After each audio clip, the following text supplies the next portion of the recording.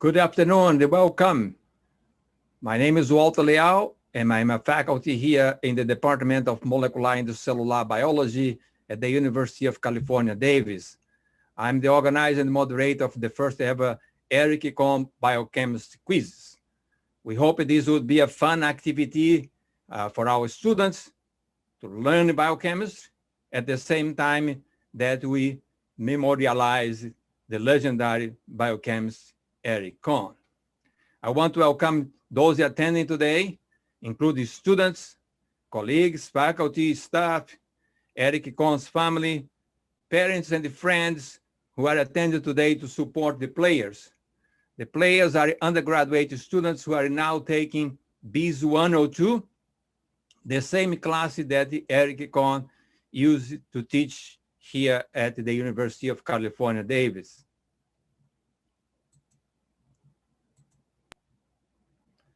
Today we have the great pleasure of having with us two great colleagues here in the department, Professor Clark Lagarius. He's now a distinguished research professor of biochemistry. For those who are not familiar with the title, Professor Lagarius is a distinguished professor. He retired for the sake of a paycheck, but is still working and conducting his research. The lab is completely functional. So then he changed the title into Distinguished Research Professor of Biochemistry. Professor Lagarius got his bachelor's degree from the University of California, Berkeley in 1975 in botany. And in 1979, he got his chemistry degree, PhD degree, from the same University of California, Berkeley. And then he started and he's finished his career here as a professor, as a faculty at the University of California, Davis. As you know, Professor Lagarius doesn't like to move very much. He's still very active in his research activity here at UC Davis. In 1999, he was named the Paul K.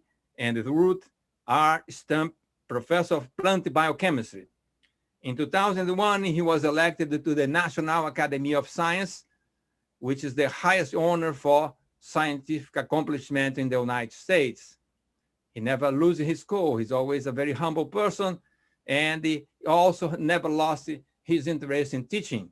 He's actually very engaged in teaching, and for many years he taught this MCB 120L, the biochemistry laboratory, that the students that finish this class, some of them go on and they take that class. Professor Lagarius, thank you so very much for making the time to be with us today. I'm glad to be here. Good luck, everyone. Likewise, we have also Professor Charles Gasser. He's an emeritus professor in the Department of MCB. Professor Gasser got his bachelor's degree in botany here at the University of California, Davis. So he knows what being an undergraduate student here. In 1985, he got his PhD from Stanford in biological science. He taught this BIS 102 for 28 years. And the students love him. He always got very good remarks from the students. He was and he still is a great teacher, except that he's not teaching this class at the moment. In 2005, because of this quality of his teaching, he received the College of Biological Science Faculty Teach Award. In 2006, he went on and got the campus-wide, the Academic Senate Undergraduate Teaching Award. And in 2011, he received the College of Biological Science Faculty Research Award. Jack, thanks so much for making the time to be with us today. I'm really glad to be here and really glad to honor Eric Conn, who I owe a great debt to. Eric actually is the one who recruited me to UC Davis. I gave a talk at a phytochemical society meeting that he was running, and he came and talked to me. I was an industrial scientist then, and he told me there was positions opening up at Davis, and I came there. And then actually when I came to Davis, he gave me his lab space. I took over his lab space and was in it for 30 years. So thank you, Eric. Thank you very much for being here with us today. So the students that are participating in this meeting today, They are from as far as the city of Pune in India. Aditi, good morning. It's 5:30 in the morning in India now, and she's logging in for this quiz. Other participants are from Yokohama, Japan, Nanjing, China, and cities as close as the city of Davis. Other participants coming from Cupertino, Los Angeles, Redwood City, Santa Monica, Palmdale, Irvine, Redding, Sacramento, Fairfield, Cupertino, San Jose, San Diego, San Ramon, El Grove, San Lorenzo, Lincoln, El Centro, Santa Rosa, Oakland, Roseville, Tracy, and Martinez in California, and Long Island in New York, and many other municipalities. So the game today, we are going to have 4 major quizzes, or games, if you will. And the first one is going to be the green team versus the amino acids. The green team is named after Professor Mel Green, whose name also is now the name of the Green Hall. Used to be the life science. When you come back to campus in the fall, you are going to find that life science building is no more. Now it's the Green Hall. So the green team is going to play against the amigos. The second one, the proline pros, is going to play against the drop the base. I know the names are very creative. The Krebs cyclist is going to play against the Gibbs team. And the fourth game is going to be attack on titration versus ionic bonds. Attack on titration was the most popular name on Twitter. When we tweet about the name of these teams, they got lots of likes. Then the winner of the game 1 is going to play with the winner of the game 4.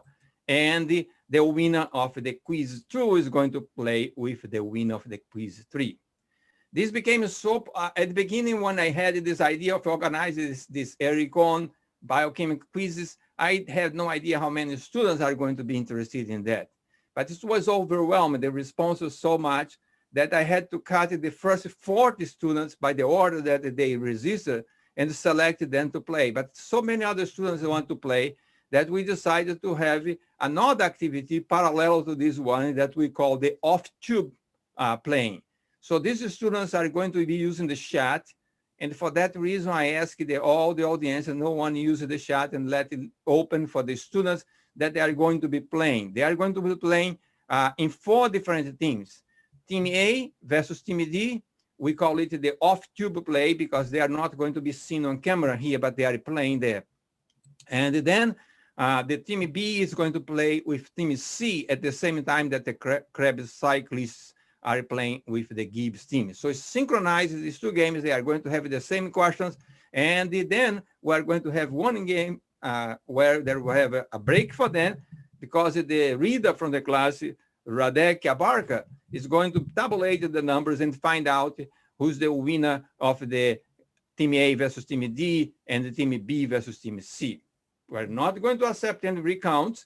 So therefore, we're going to need a little bit of time to Radek to tabulate these numbers. And then we are going to have the winner of the A versus OD versus BOC in connection with the game number 5 in here.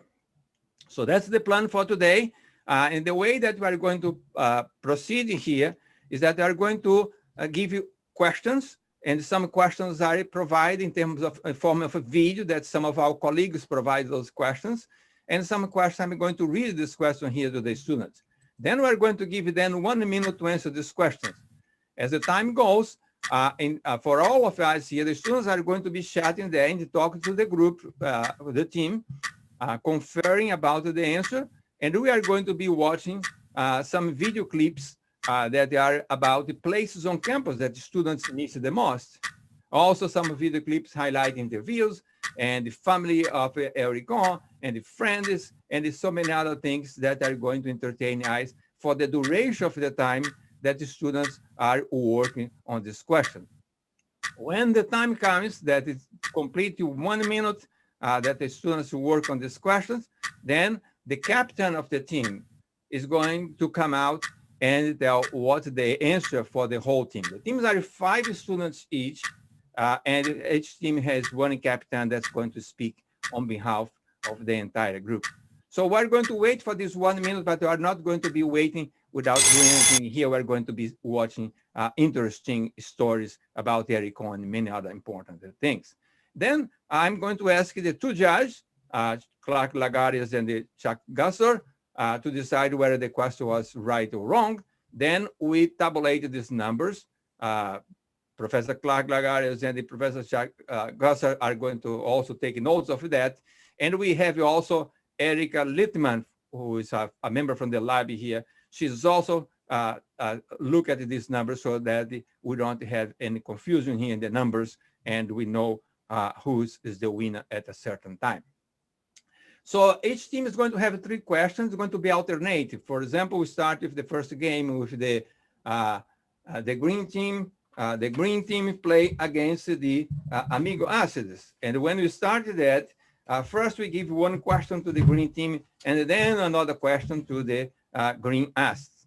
And if at the end of the 3 questions, we have a tie, then to break the tie, we're going to have 1 question for each team until one of them do not answer the right question and end up not losing. We try everything, but this thing is still coming out, and how so we'll get rid of that here. All right, so to break a tie, we have more questions, 1 question per team, and now we move on with a message from our Dean, Mark Winey. Hello, I'm Mark Winey. I'm the Dean of the College of Biological Sciences, and I would like to welcome you today to the Eric Conn Biochemistry Quizzes memorializing the legendary biochemist Eric Conn. It's exciting that over 140 undergraduates have signed up to be part of 7 teams to compete today, working through the quizzes. It's a great opportunity to test your biochemistry skills, but also to learn about problem solving in a team. It's a really wonderful event that I'd like to thank Professor Walter Leal for putting together. I'd also like to thank Professors Judy Callis, Clark Lagarius, and Chuck Gasser for their participation today. I'm excited to see how this goes and how you all compete, and look forward to the winning team defending the college's honor. So good luck today. May the best biochemist win. Thank you, Mark. Also, we have Professor Judy Callis, like Mark mentioned. Professor Judy Callis is a colleague here also in the Department of MSCB. She was named the Paul K. and the Bruce R. Stamp Endowed Chair in Plant Biochemistry from 2005 to 2011. She received the David Division of the Academic Senate Distinguished Undergraduate Teaching Award. She is a very popular instructor of BIS 103. Students that are taking this class now are going to be very lucky if they get Judy Callis for BIS 103. She received, like Eric Conn, the UC Davis Prize for Undergraduate Teaching and Scholarly Achievement in 2018. This is the highest prize in terms of teaching at the UC Davis campus. That comes with a $40,000 stipend. In case of Judy Callis, she used all the money for the lab. She will deliver a remembrance of Eric Conn. Welcome. My name is Judy Callis, and I'm a professor at the University of California at Davis. And I'm very pleased to open these games with a remembrance of the late Professor Eric E. Conn. He was a professor at UC Davis from 1958 until his retirement in 1993. And you could say that he wrote the book on biochemistry because together with his colleagues, Paul Stumpf, George Bruning, and Roy Doy, he wrote a very widely acclaimed textbook on biochemistry called Outlines of Biochemistry. Eric is well renowned as a teacher, researcher, mentor, and colleague. And in fact, he mentored me when I first joined the department, and we co-taught biochemistry together. And I'll never forget that he was a lifelong learner, because when we would get a new textbook to evaluate, he would open it up and say, oh, I just can't wait to see what is written about ATP synthase, because the descriptions in previous textbooks had been really not very clear. And I always remember that he was very excited to learn new things about biochemistry, that even well-renowned individual as him still had things to learn. So I hope you all become lifelong learners. Okay, he received his doctorate in biochemistry in 1948. Here he is as a graduate student. Then he joined the faculty at UC Berkeley after a short postdoc in 1950, but then moved with Paul Stumpf, his colleague, to found the Department of Biochemistry and Biophysics at UC Davis in 1958. He is, as I said, well known as a teacher. He received campus-wide awards for his teaching. He is also known for his research on two big areas. One is on the synthesis and catabolism of aromatic amino acids in plants. And shown here is his other love, which is the synthesis of hydrogen cyanide in plants. And so plants store an inactive form of hydrogen cyanide, a conjugated form, and when insects chew on the leaves, it mashes the cells and releases hydrogen cyanide, which is toxic to those individuals. This interest then expanded to using the presence of cyanide as a taxonomic tool, and he studied the eucalyptus family and the acacia family of plants with regard to their presence or absence of hydrogen cyanide. And in fact, an acacia species is named after Eric, Acacia conniana. So with no further ado, Eric would be quite pleased to have these games begin. Thank you. Thank you, Jude. Let's begin. Let's introduce the first teams, the green ass, the green team and the Amig ass. Hi, my name is Conn and I'm from the green team. I'm currently a sophomore majoring in neurobiology, physiology, and behavior. My favorite amino acid is alanine. Hi, my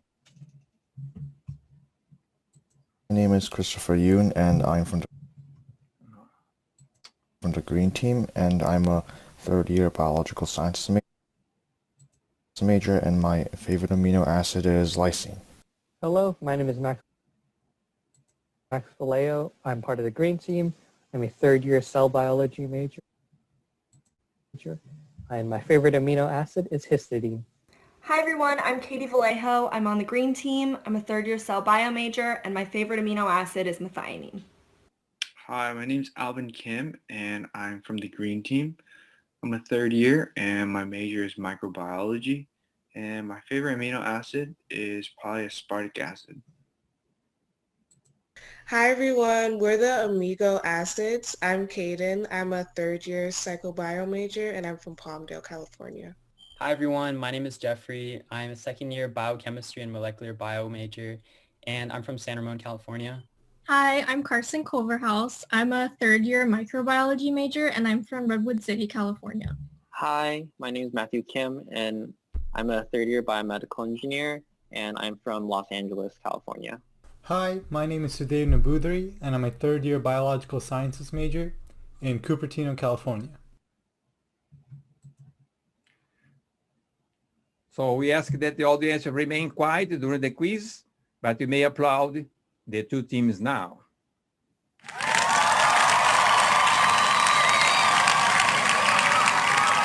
You know, it's very natural to have that kind of applause in Zoom meetings. So now we have here a series of questions, 36 questions, and the way that we're going to perform that is that we're going to ask the students, for example, I'm going to click one question here.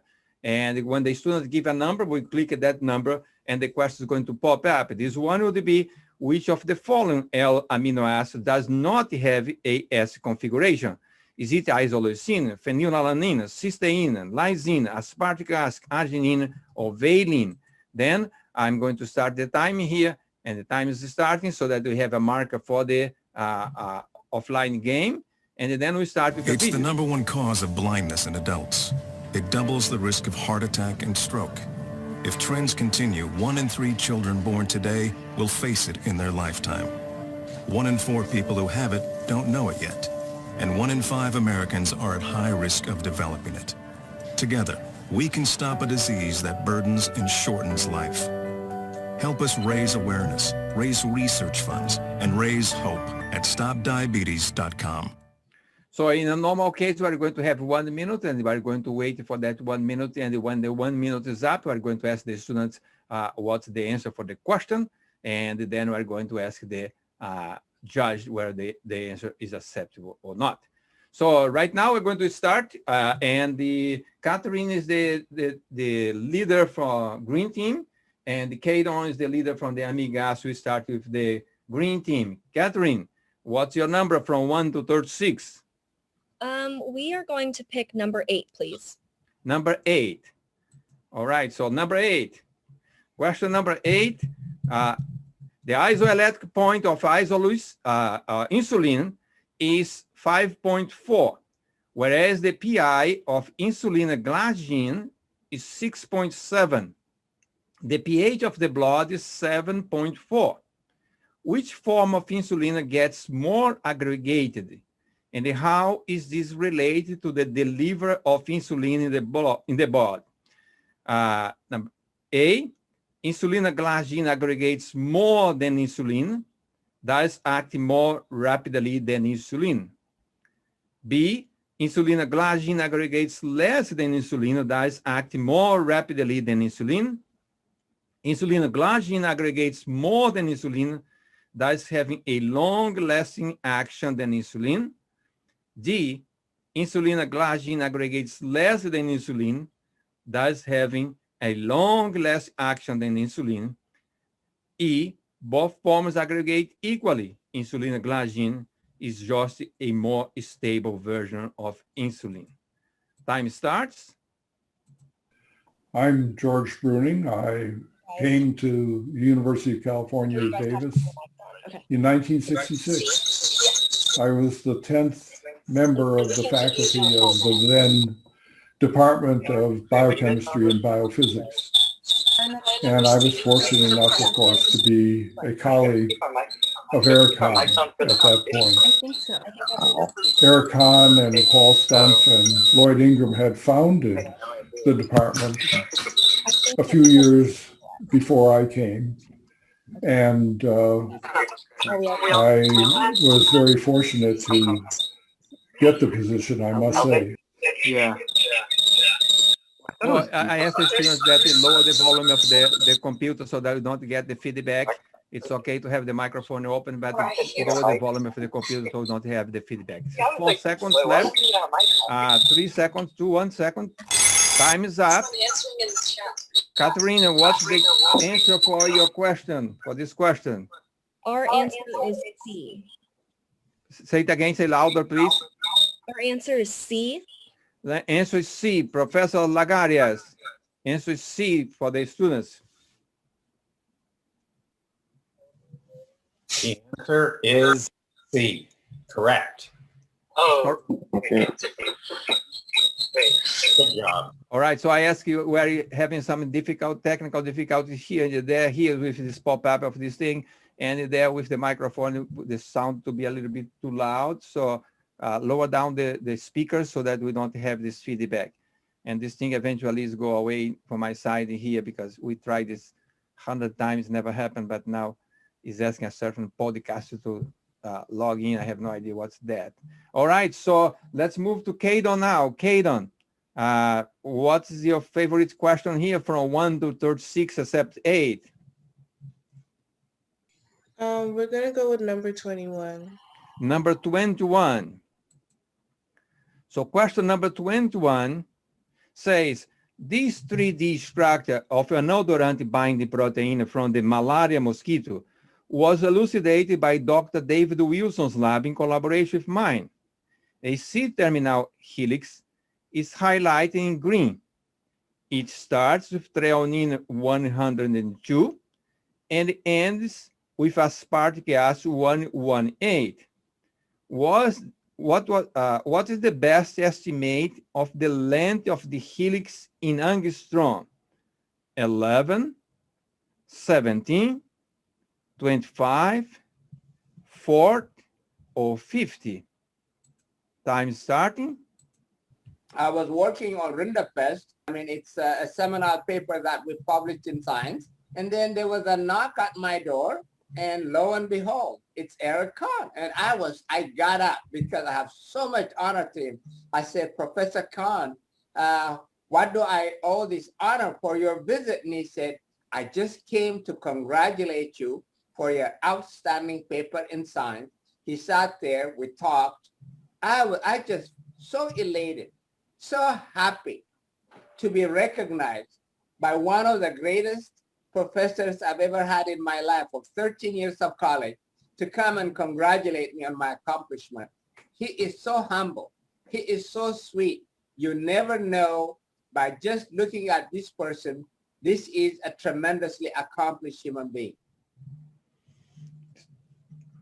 Thank you, Ilma. Time is coming. Time is up now. So, Kadon, what's the answer for this question? We're going to go with C25. C25. Professor Gasser? Great job, team. C is the correct answer. 17 residues times 1.5 angstroms average per residue in an alpha helix is about 25. Fantastic.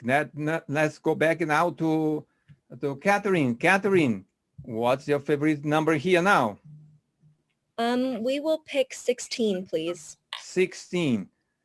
Number 16.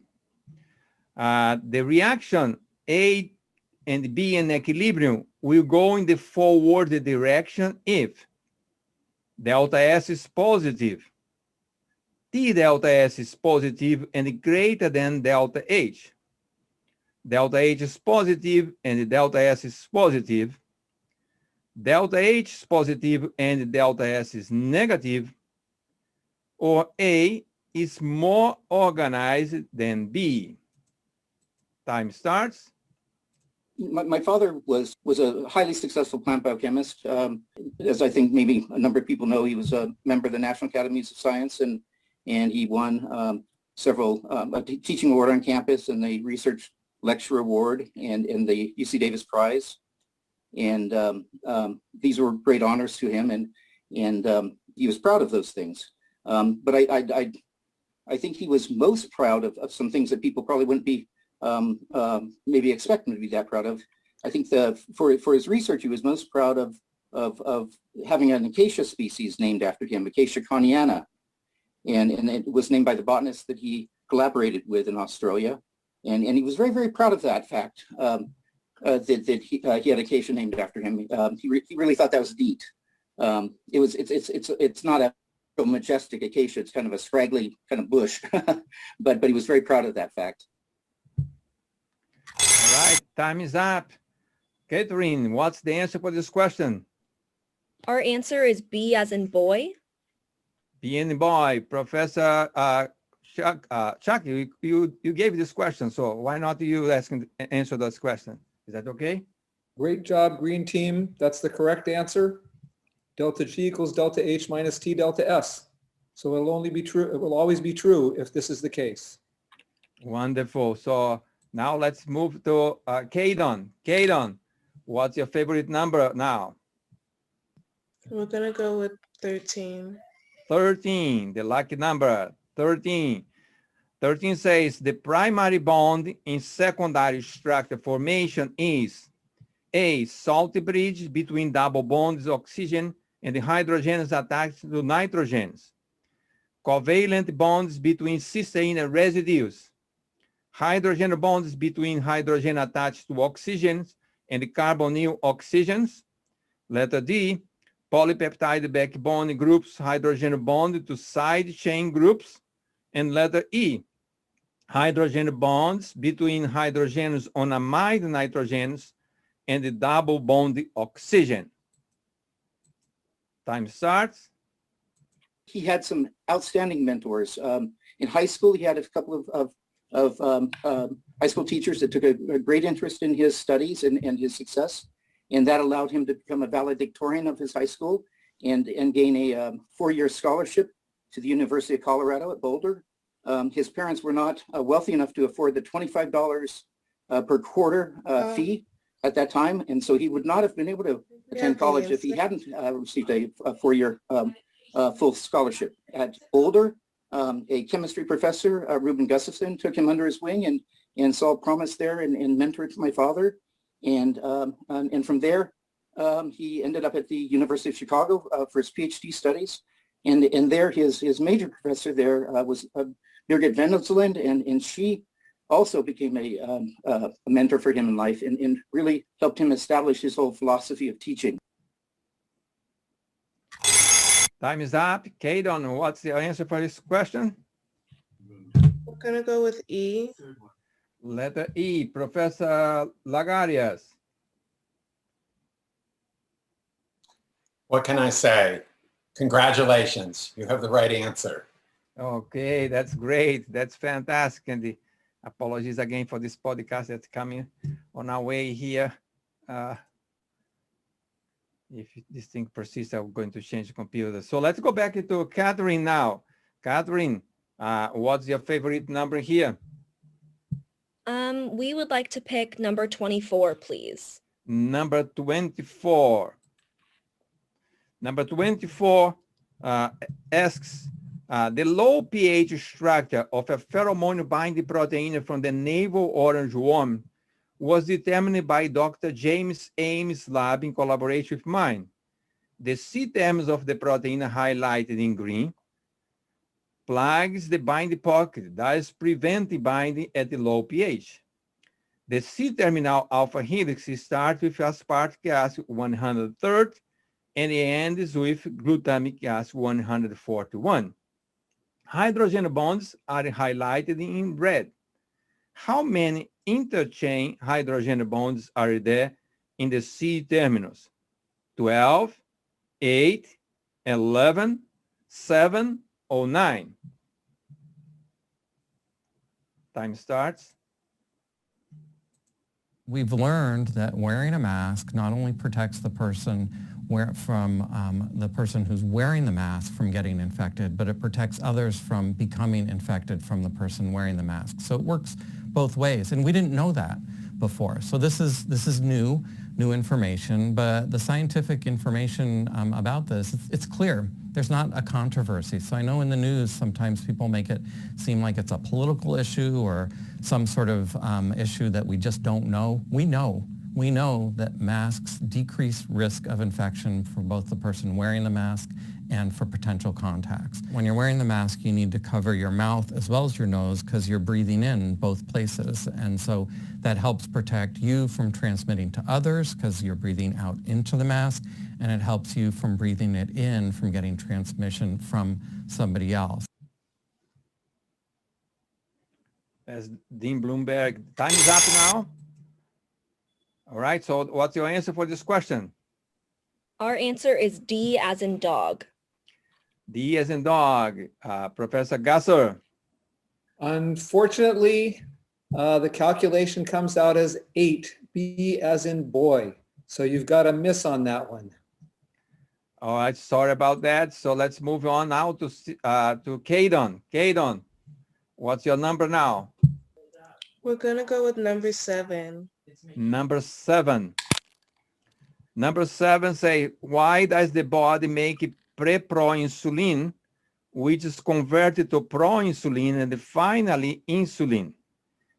A, because it's difficult to make the 3-disulfide bridge in insulin. B, because it's difficult to make the 2-disulfide bridge in insulin. C, because it's difficult to make a small protein that folds in a stable structure. D, because insulin binds to its receptor as a monomer. Or E, because insulin exists in a hexameric form. Time starts.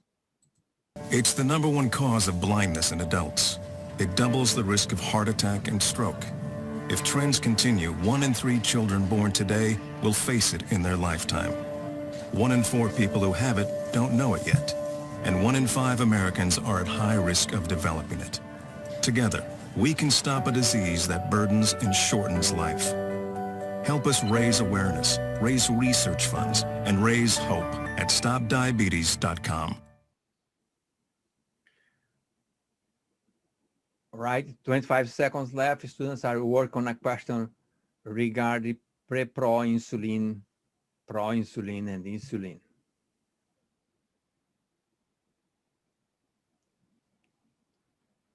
We have 10 seconds left. The score is going to be checked in a minute with Erica to make sure that we have the official score right. 2 seconds left. Time's up. Okay, Kadon, what's the answer for this question? We think it is C. C is in cat. C, Professor Lagarias.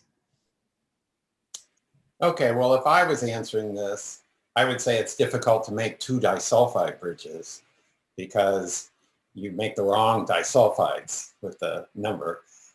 But you guys are correct. It's difficult to make a small protein that folds into a stable structure. Congratulations. That's great. So Erica, what's the official score now?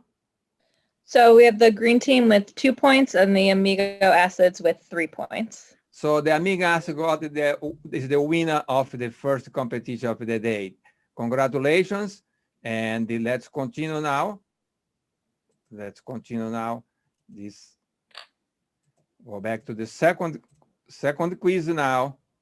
And the second quiz is proline pros versus drop the base. And we're going to have a simultaneous off-tube game, okay? So let's introduce the Hi, players. I'm Ali Lodigiani, and I'm a cognitive neuroscience major. My name is Anthony Widener. I'm a current second-year student at UC Davis, majoring in microbiology, and I'm from San Jose, California. Hello everyone, my name is Aditi Gaikwad and I'm an international student from India. I'm currently a junior at UC Davis majoring in genetics and genomics. Hello, my name is Benina Lofi and I'm a third year at UC Davis majoring in biochemistry and molecular biology. Hi, my name is Jennifer King and I am a third year microbiology major at UC Davis. Hi, my name is Rachel. I'm a third year genetics major and I'm originally from Fairfield, California. Hi, I'm Manish Wadhwa. I'm a third-year student at University of California, Davis, majoring in biochemistry and molecular biology, and I'm originally from Redding, California. Hey y'all, I'm Ian Guzman. I'm a third-year neurobiology, physiology, and behavior major at UC Davis, and I'm originally from Sacramento, California. Hi, my name is Viraj Deshpande. I'm a neurobiology, physiology, and behavior major here at UC Davis. And I'm originally from Irvine, California. Hello, my name is Yuki Anna, and I study cell biology at UC Davis, and I am from Japan.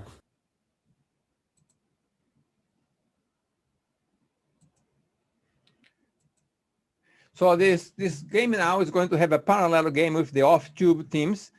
Team A is going to be playing along with Proline Pros. The Team A has Stephanie Matsumoto, Colin Daniel, Evan Pack, Julia, Efrain, and Efrain is the captain of the team. Team D has Kayla, Iwan Chen, Tufan, Danielle, and Benjamin. So now is the time that if you wanted to applaud the students that they are playing.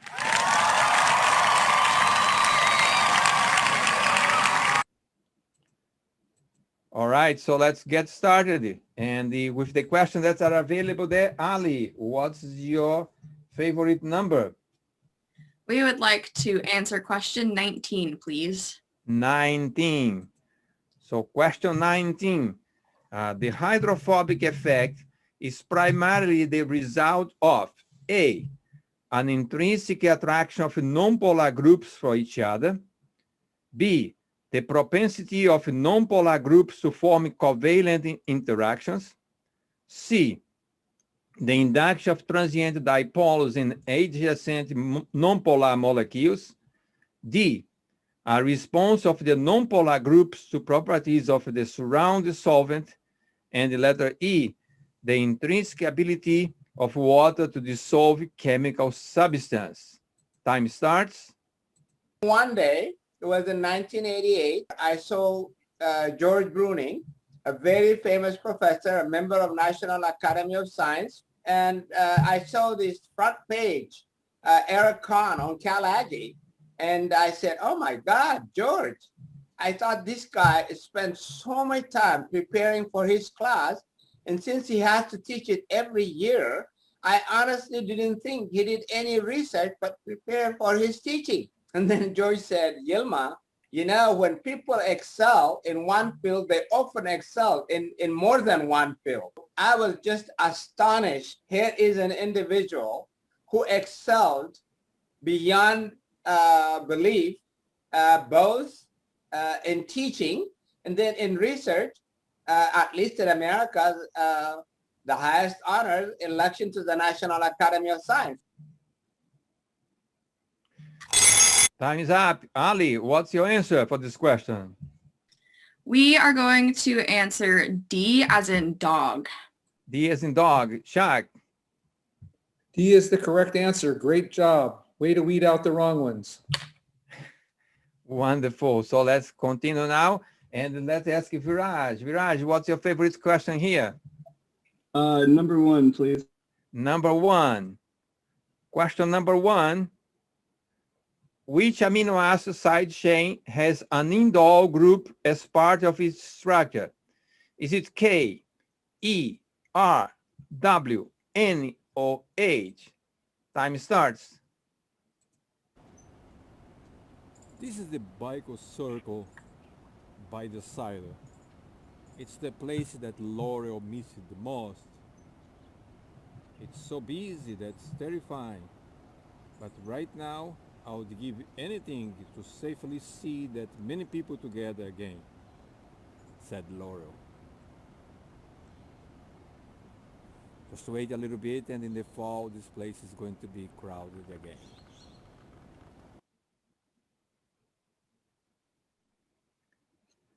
We have 20 seconds left now.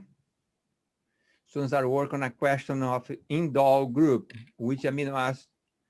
They learned 20 amino acids and they memorize all the properties about these 20 amino acids. And now the question is which one has an indole as part of the side chain. Viraj, what's the answer for this question? Time's out. D as in W. Professor Lagarias. Great job. Indoles are psychoactive molecules. You psyched it out. Way to go. Very good. This question came from Ken Hilton that also teaches BIS 102. So let's continue now. Ali, what's your number now? We would like to answer question number 4, please. Number 4. Question number 4. Why do hairdressers use thioglycolic acid for permanent hair treatment? To break hydrogen bonding, to break disulfide bridge, to oxidize cysteine residues, to reduce the hair pH, or to remove fat particles. Time starts. This is the place that Isha misses the most. She says that somehow its serenity calms my stress from school.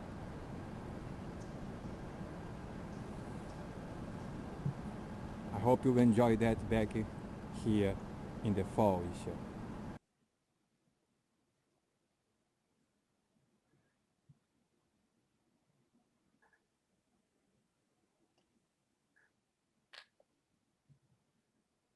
With 5 seconds left, the students are now work on a question related to hairdresser biochemistry.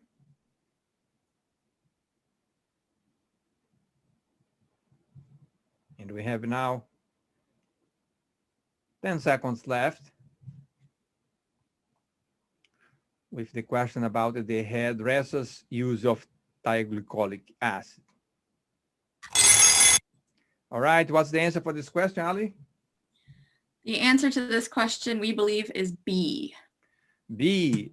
Professor Gasser. Yes, your answer is correct. Good job. Wonderful. So let's continue. Viraj, what's your number now? 36. 36. The last one in here. So let me get this thing out of the way. And read here, question 36. Give me a second. The unligated and the pheromone-bound structures of the pheromone-binding protein from the silkworm moth be more PBP1 are displayed below. Describe what happened to the C and N-thymine in the protein complex compared to the apoprotein. Time's up. Starting. My interaction with Eric was just primarily as a colleague. But what I learned about Eric was that he was just an outstanding teacher. He would stand in front of a class, a huge room full of students, and he'd go back and forth between writing on the blackboard and talking to them. And gradually through the lecture, concepts would develop. And somewhere towards the end of the lecture, he would frequently bring things right around back to the beginning, and the students would be able to see a connection that just was not obvious during the whole time of the lecture. And that was a very pleasant and eye-opening experience. Time is up. What's the answer for this question, Viraj? Okay, so we think that it's a post-translational modification that has to do with the pH change.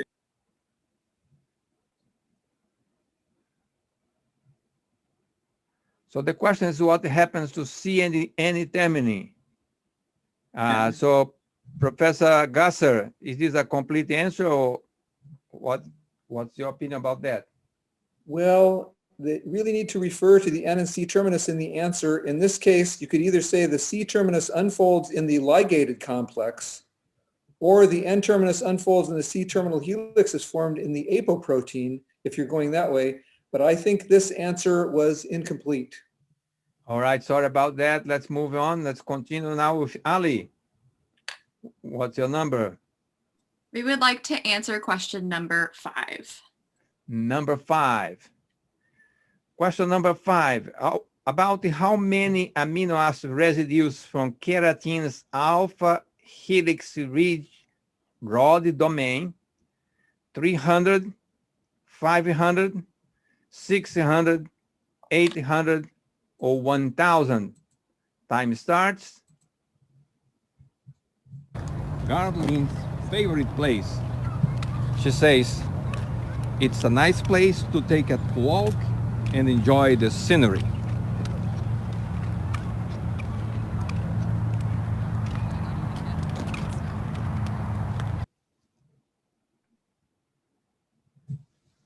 We have 35 seconds left. They are working on a protein called keratin. And the question is that the rod domain has an alpha reach, and how many amino acid residues are there. 15 seconds left. This is the Eric Conn biochemistry game. And right now we have prolinopros versus drop the base. Time is up. What's the answer for this question, Ali?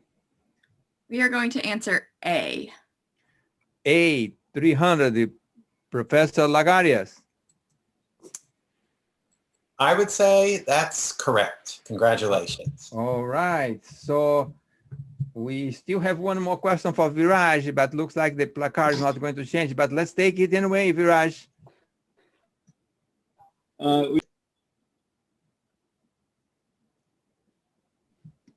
We would like to go with number 6. Number 6. All right. So question number 6 says, why is ascorbic acid, vitamin C, important in your diet vis-a-vis collagen formation? A, because ascorbic acid is a substrate for the formation of 4-hydroxyproline. B, ascorbic acid allows recovery of prolyl 4-hydroxylase by reducing iron 3. Ascorbic acid allows recovery of prolyl 4-hydroxylase by oxidizing iron 3. Ascorbic acid allows recovery of prolyl 4-hydroxylase by reducing iron 2.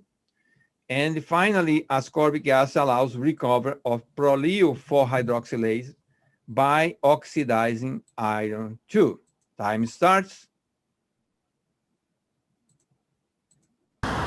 This is Jennifer's and Emily's favorite place, the Arboretum.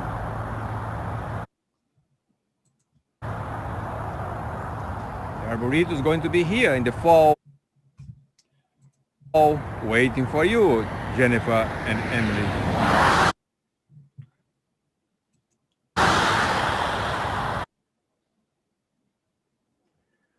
4 seconds left.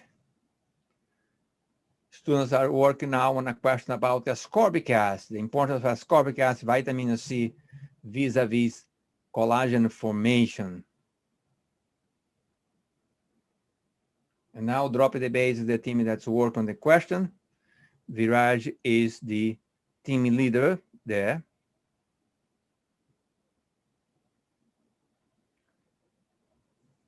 We have 10 seconds.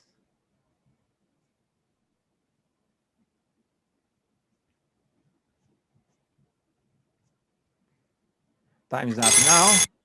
Viraj, what's the answer for this question? We think it's B as in banana. Did you say B as in ball? B as in banana. Okay, so Professor Gasser. Yes, you guys seem to have a special skill at selecting the most difficult questions, but you got this one right. Good job. The answer is B as in banana. All right, so Erica, what's the official score? The official score, the Proline Pros have 3 points and Drop the Base have 2 points. So Proline Pro is the winner that moves on. Yes. Congratulations and thank you very much for the Drop the Base. You are continue few here and let's move on and continue sharing here. Now we go back to the third game, the third quiz of the day, the Krebs Cyclists versus Gibbs team. So here are the players. Hi, my name is Joseph Morrison, and my pronouns are he, him. I'm majoring in biomedical engineering, and I'm from Davis, California, and we are Team Krebs Cyclists. I'm Addison Ali. I'm an MPB major, and my hometown is Martinez, California. Hello, my name is Alan Santana Cortez Molina. I am a student at UC Davis with a major in microbiology, and I am originally from Santa Rosa, California. Hi everyone, my name is Shawani Casey, and I'm a third-year MPB major and psychology minor here at UC Davis, and my hometown is Long Island, New York. Hi, my name is Frances Gross. I'm a nutrition science major. My pronouns are she, her, and I'm from Los Angeles, California. Hello, my name is Natalie Six. I'm a third-year genetics major, and I'm excited to be playing for the Gibbs team. Hello, my name is Yasi. I'm majoring in biological sciences at UC Davis, and I'm originally from the Bay in California.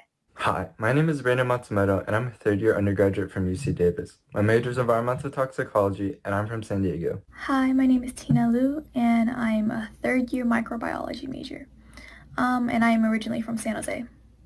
Hi, everyone. I'm Isha. I'm a third-year biochem major at UC Davis, and I'm originally from Cupertino, California, aka Apple Campus, and I'm really excited to be playing biochem games with you all today.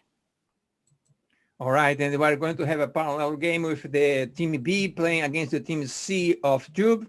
Samantha, Kadi, Bryson, Beatrice, and Ritika forming the Team B, and the Team C with Nicole, Zanelli, Joseph, Murray, and Ada and Divya. So let's get started, and now it's time to applaud these 4 teams.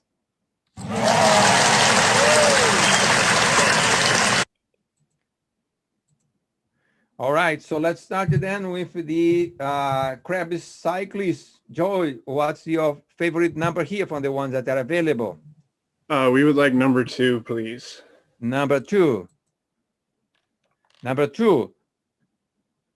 In the primary structure of keratins, example, tropomyosin, there is a 7 residue pseudo repeat, A, B, C, D, E, F, G. What of these 7 residues are always non-polar amino acid residues? A and B, A and C, A and D, A and E, A and F, or A and G? Time starts. This is the Shields library that Bryson Carter misses the most. He says that it's very difficult to focus at home. Hopefully the library is going to be available to you and all students in the fall quarter of 2021.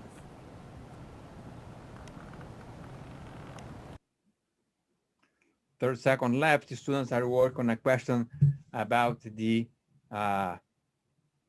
keratins and the so-called 7 residue pseudo repeat.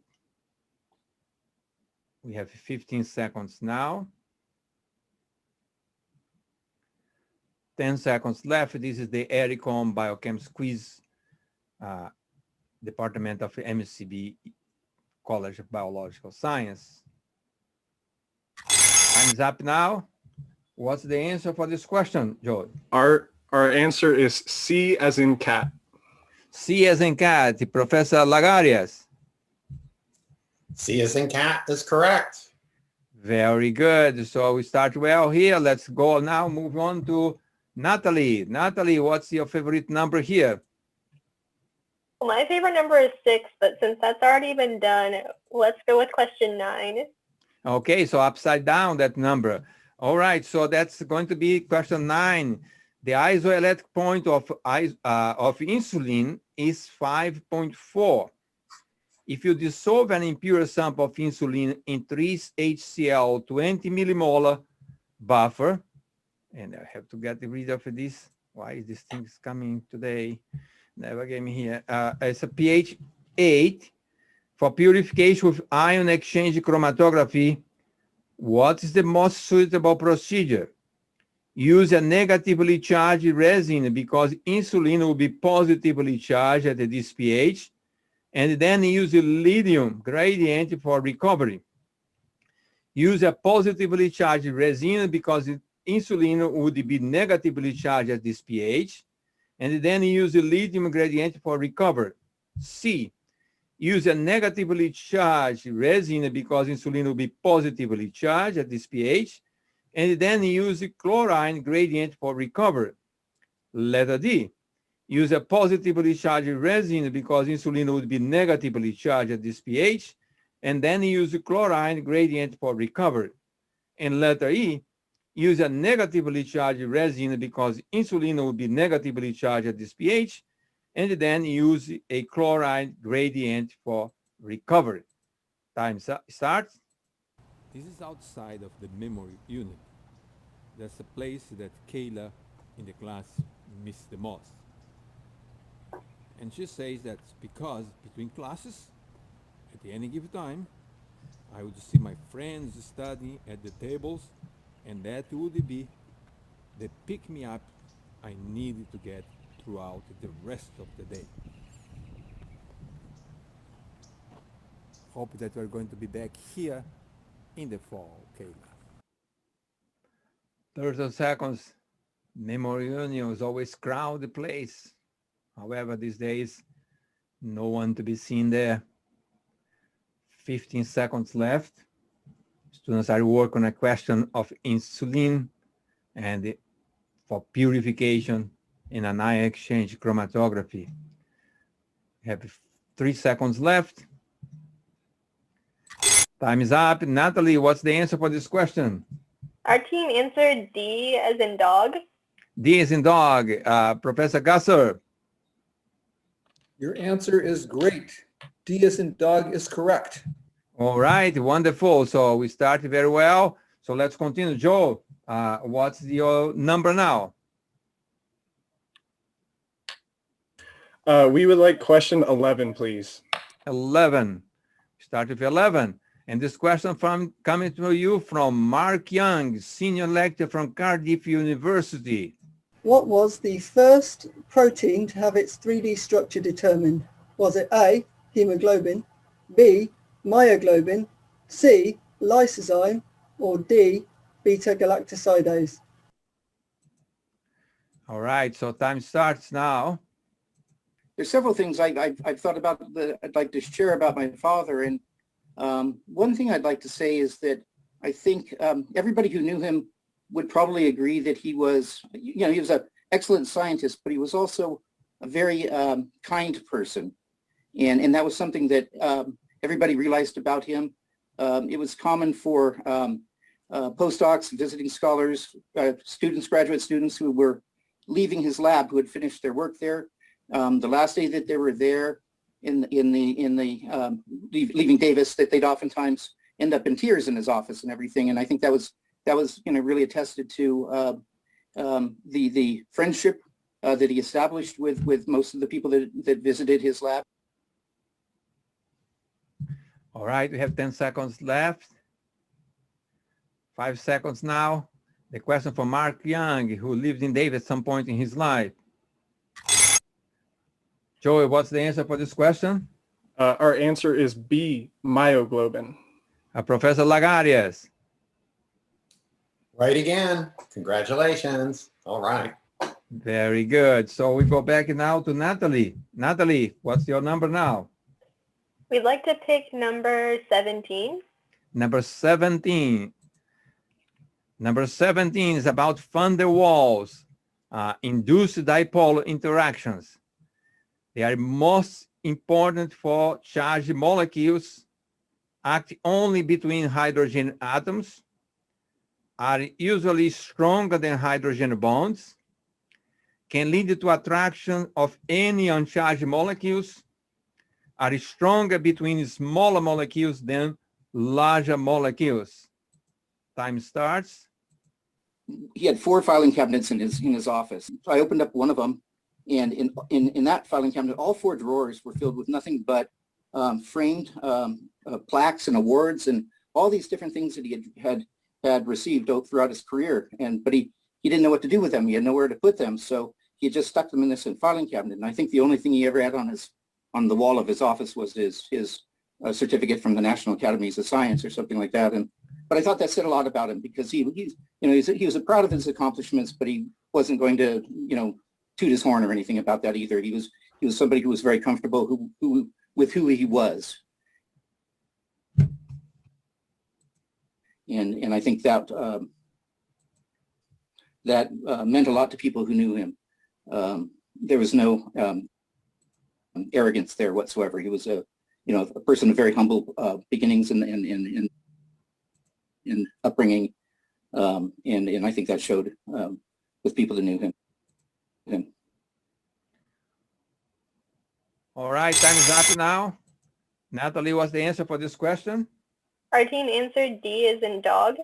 D as in dog. Shak, you gave this question. What's the answer? The answer is D as in aspartate. All right.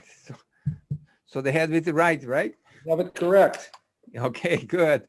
Thank you. So let's continue. Now back to Joe. We would like question number 18, please. Question number 18. Question 18 asks, which peptide would be cleaved by trypsin? SPQTA, arginine, methionine, tryptophan, lysine, lysine, FVIAL, DEPCE, threonine, valine, asparagine, methionine, and lysine. Times start.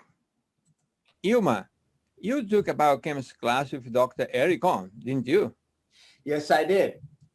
It was in the big auditorium, the chemistry building. 101A was required for pre-med, for pre-vet. He was one of the most popular, admired professor. And you can see him going from board to board, literally sweating, explaining things.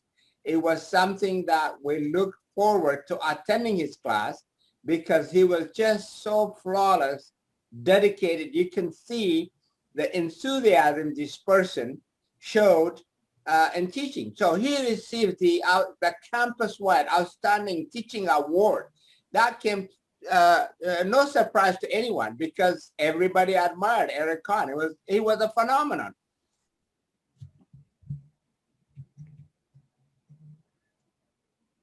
All right, time is up. What's the answer for this question? Our answer is B as in biochemistry. B as in biochemistry. Chuck? Your answer is correct. Good All job. right, so you have the correct answer. Lots of pressure on Natalie now. Natalie, what's your number? We're going to take number 14. Number 14. Number 14 asks the 3 pKa's value for phosphoric acid H3PO4 are 2.1, 7.2, and 12.3.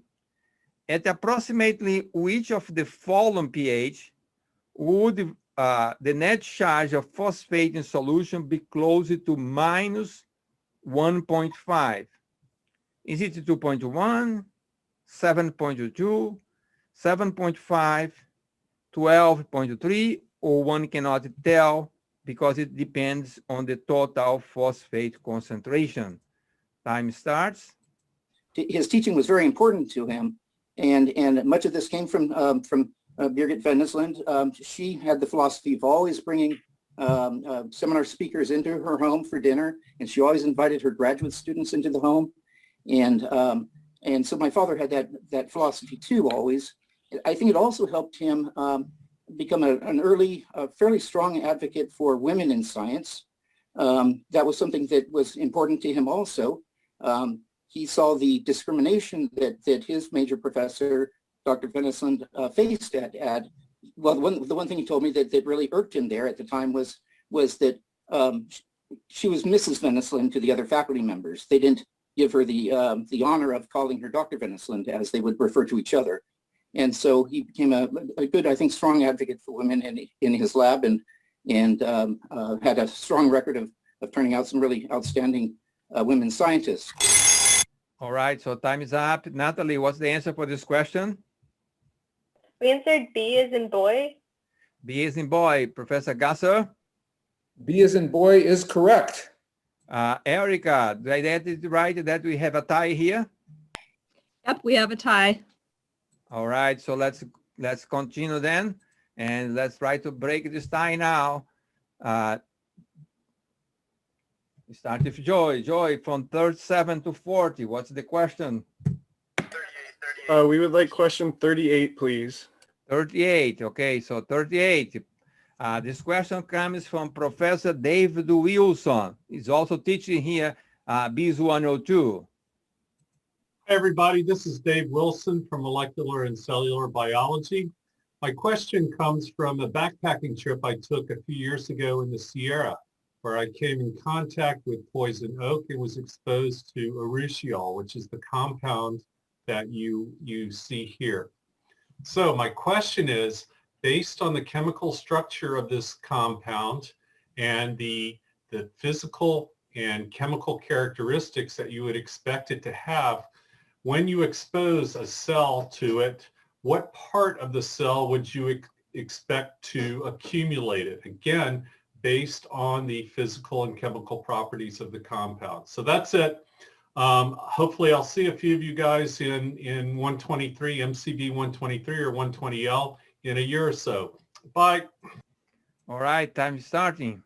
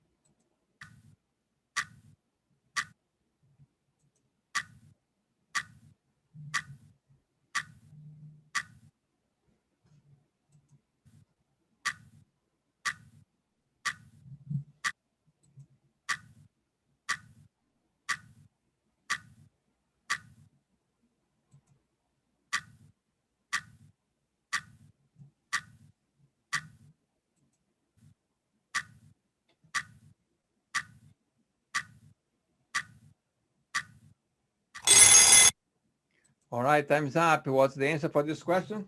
Joy? We think it would be on the inside of the cell because it is a non-polar molecule. Professor Lagarius.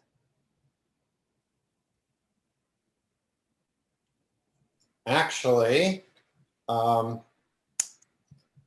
you would expect it to be in the membranes. It's a very lipophilic molecule, so it probably wouldn't even make it into the cell, get stuck in the membrane. But it was a good try for that. Thank you. So let's move on to the next question. Which one do you take, Natalie? We're going to go with number 37. Number 37. Question number 37. A solution is made by combining 100 milliliters of 0.1 molar acid A, pKa 6, and 50 milliliters of 0.1 molar sodium hydroxide, NaOH. What's the pH of the resulting solution? Time starts. Outlines of Biochemistry, 5th edition. Outlines of Biochemistry.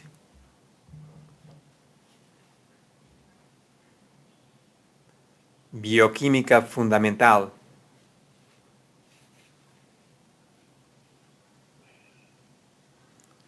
Seikagaku. Daigohan.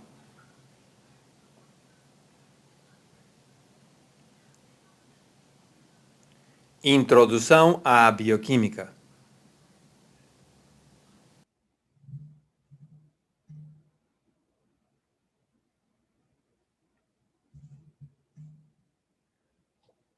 We have 10 seconds left.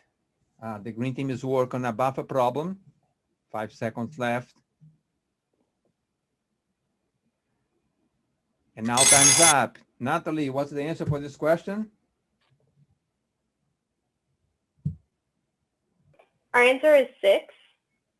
Say it again. The answer is 6. 6. Professor Gasser.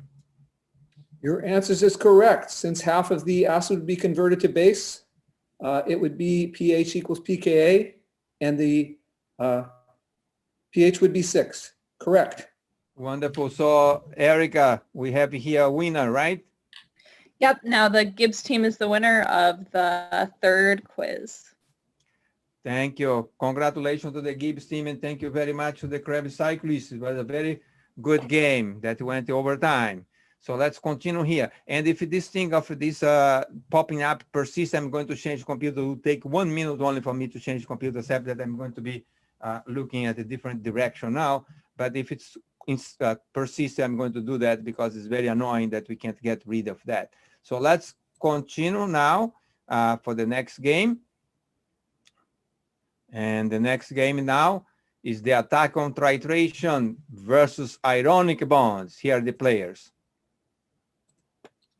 My name is Charlize Mitra. I'm a third-year MPP major at UC Davis, and I'm from Tracy, California. Hi, my name is Kelly Tim, and I'm from Roseville, California, and my major is human development, and I'm a junior. My name is Maya Mysore. I'm a third-year biomedical engineering major at UC Davis, and I'm originally from Rockland, California. Hi, my name is Aset Macias. I am a third-year genetics and genomics major, and I am originally from Santa Rosa, California, but I'm located in Davis at the moment. Hello, my name is Suzanne Quiros, and I am a third-year marine and coastal science major, and I am from El Centro, California. Hi, I'm Tony Leach, and I'm a third-year pharmaceutical chemistry and psychology with a biology emphasis double major at UC Davis, and I'm from Lincoln, California. Hi, my name is Jiaying Liu. I'm a sophomore major in biological sciences at UC Davis. I come from China, and I'm currently living in Davis, California. Hello, my name is Catherine Rodriguez, and I am a third-year microbiology major at UC Davis, and I am from San Lorenzo, California. Hi guys, my name is Lauren Hartwell. I am currently a third year at UC Davis. My major is NPP, or Neurobiology, Physiology, and Behavior, and I'm currently living in Elk Grove, California. Hi, my name is Kelly Brandt, and I am a UC Davis student studying biochemistry and molecular biology, and I am originally from San Ramon, California. All right, so this is going to be, there is no parallel game this time. Let's applaud this team for the participation. Let's get started then. We have here, Charlize is the leading from the attack on titration, and Catherine is from the ironic bond. Let's start with Charlize. Charlize, what's your number here?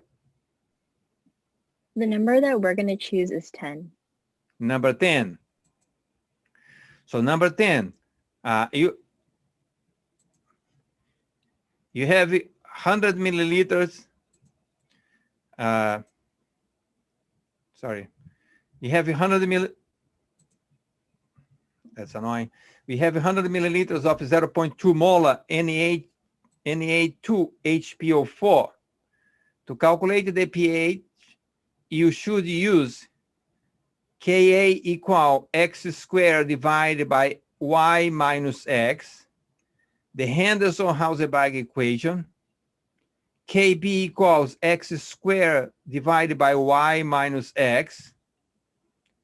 pH equals pKa1 plus pKa2 divided by 2, or none of the equations above. Time starts. This is the Shields library that Maya misses the most. She says, I always felt so productive studying there. I hope that we are going to restore that feeling in the fall quarter of 2021.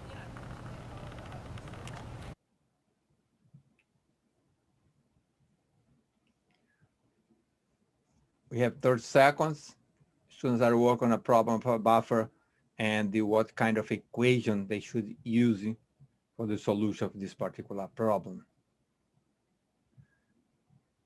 This is the Eric Conn Biochemistry quiz. Students taking BIS 102 class this quarter are taking this quiz. We have 5 seconds left. Time's up. Charlize, what's the answer for this question? D. Letter D, Professor Gasser. Very good. D, it's an amphoteric substance, so you take the average of the two surrounding pKa's to get the pH. Letter D is correct. Wonderful. So let's continue now. And we'll turn you on to Catherine. Catherine represented the ironic bond. Which one do you take? We would like number 3, please. Number 3, that's here in between. No one took that yet. So what's the name of the proteins, what channels that facilitates water transport into and out of cells? And who did discover this family of proteins? Aquaporins, Peter Agri. Aquaporin, Kurt Wutterich. Aquaporin, Max Peruzzi. Water pores, Peter Agri. Water pores, Kurt Wutterich. And water pores, Max Peruzzi. Time starts.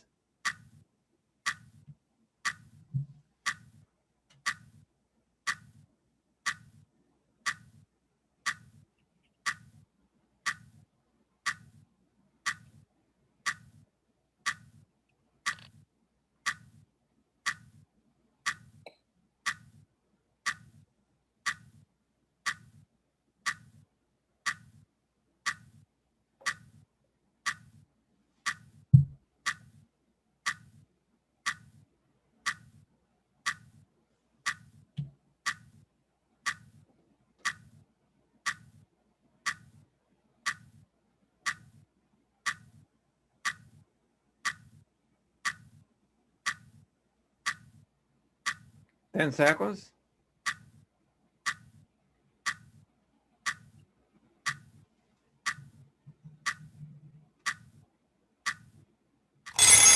Time's up.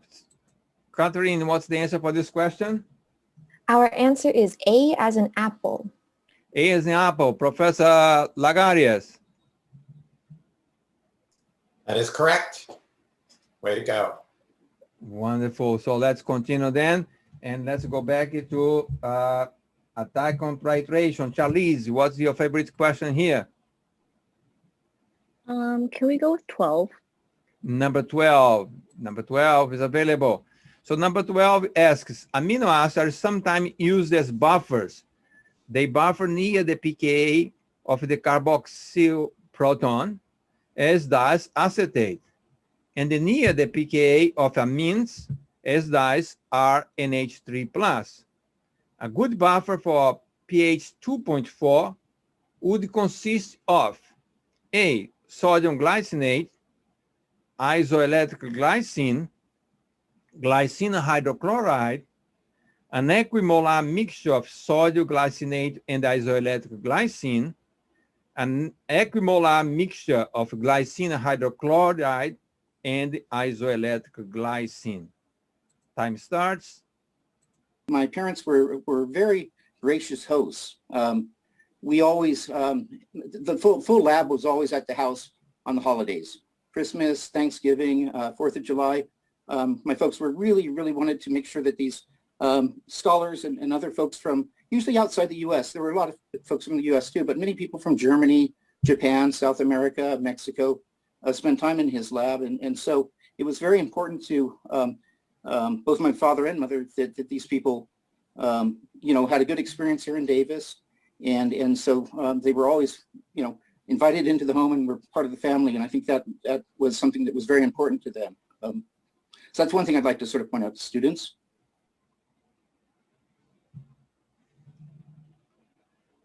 Ten seconds. 5 seconds.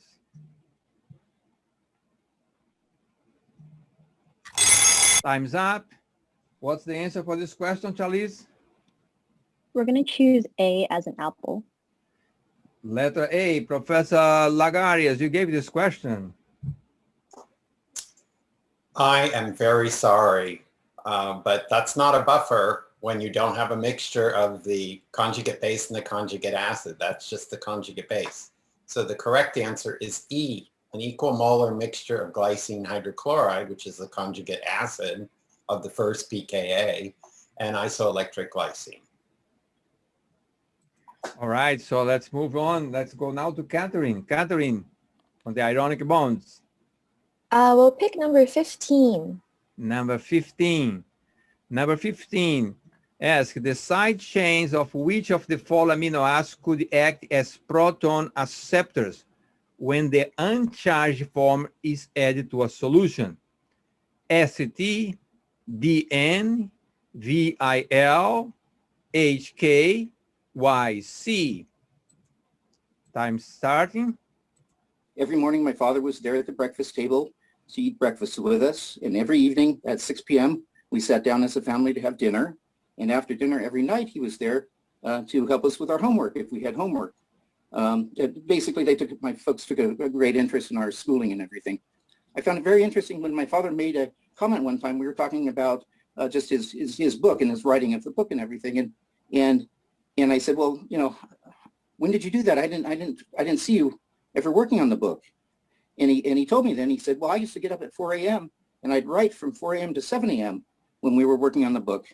And then after you guys would go off to bed at 9 p.m. at night, I'd go back into my office and work until 11 or midnight or something.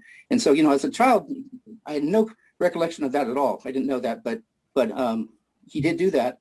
And it sort of blew me away because I realized how incredibly dedicated he was to his family, but equally dedicated to his work. And then time is out. What's the answer for this question, Catherine? We're going for E as an elevator. E as an elevator. Professor Gasser. Unfortunately, E is not correct.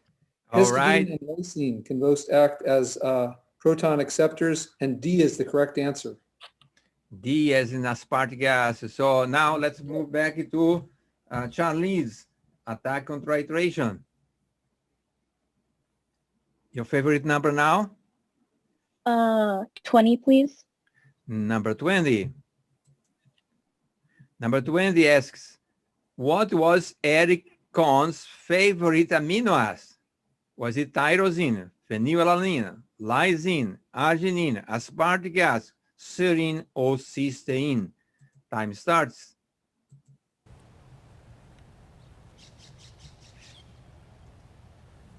This is the place that Melinda Johnson missed the most.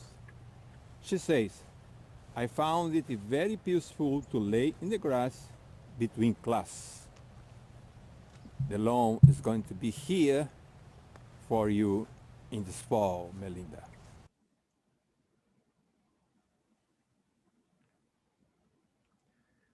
Third seconds, the students are work on the favorite amino acid, Eric Conn's favorite amino acid. Still work on that. There is 15 seconds left. In any case, we have to wait for the 1 minute because sometimes we have games in parallel of the off-tube students play on the chat. Another group of 20 students playing there. Time's up. What's the answer for this question, Charlize? E as in Eric. Let's. Eric had one amino acid which was his absolute favorite, and that is tyrosine. Tyrosine is the answer. Aromatic amino acid tyrosine. Tyrosine is the answer for that question. All right, so looks like you didn't get it right this time. So let's move on to the next team. Ionic bonds. Catherine, what's your question here now? We're going to pick 22. 22. All right, let's go with 22. Question 22. The name of the peptide below is 2R, 5R, 8R, 11S, 14S. I'm not going to read this whole thing. What's the one letter code name for this peptide? Time starts.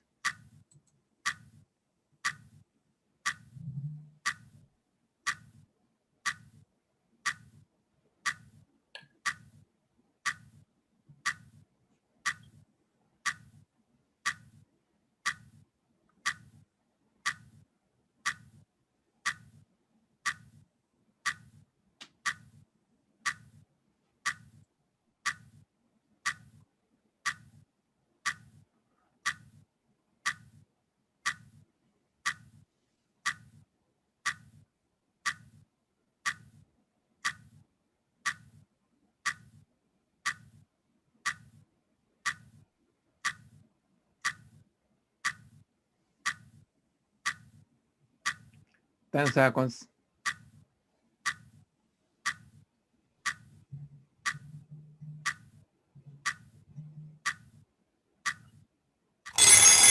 Time is up. What's the answer for this question, Catherine? We have We Miss Eric. Professor Gasser. That is correct. And it is also true, at least for me. I miss Eric. Wonderful. So, yes, so that's the answer for this question. Erica, looks like we have a winner. Yep, we do have a winner. This time the ironic bonds won. Good job, guys. Ironic bond is the winner. Congratulations, attack on pride ratio. Thank you very much. We are going to move to the next step now. And we have now the winner of game 1 and the winner of game 4. Help me here, Erica. What's the next one? It's going to be the winner of game 1. Yes. So now we've got the amigo acids versus the ironic bonds. Amigo acid versus ironic bond. So ironic bond have no rest now. Okay, everyone agree with that? That's the plan, right? Are you guys ready for that? Amigo acid. Kaden, are you guys ready for that? Yes, we're ready. And Catherine, are you ready? Yes, ready. All right, so let's go then and start with Kaden. Kaden, what's your number here from the one that are left? We're going to go with 33. 33. All right, so question 33 says, the graph below represents non-cooperative bind curves. What is the mislabel in the y-axis? And which curve has the lowest dissociation constant, Kd. Time starts.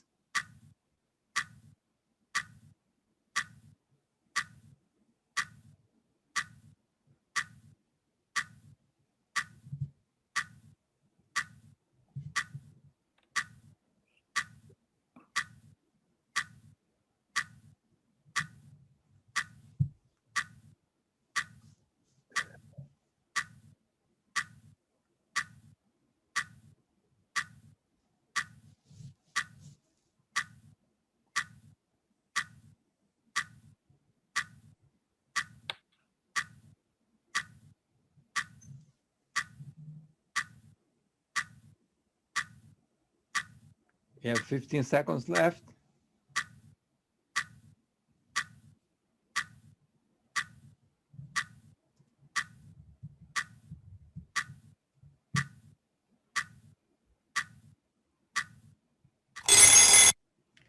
All right, so time is up. What's the answer for this question, Kadon? So we said that the y-axis is bound over total, and then the lowest the curve would be the black curve. Professor Gasser. That is correct. Bound over total or fraction saturation, and the black curve would have the highest, strongest binding, the lowest dissociation constant. Wonderful. So Amigas got that one right. Now let's move to Catherine with the ironic bonds. Catherine. We're going to go with 23. 23, neighbor one. So the question number 23 says, a protein was purified by affinity chromatography and ion exchange chromatography. The isolated fraction was analyzed by SDSPH using a protein ladder from Biorad. 10, 15, 20, 25, 37, 50, 75, 100, 150, and 250 kilodalton. That was in lane 1. Estimated the molecular weight of the protein in lane 2. Time starts.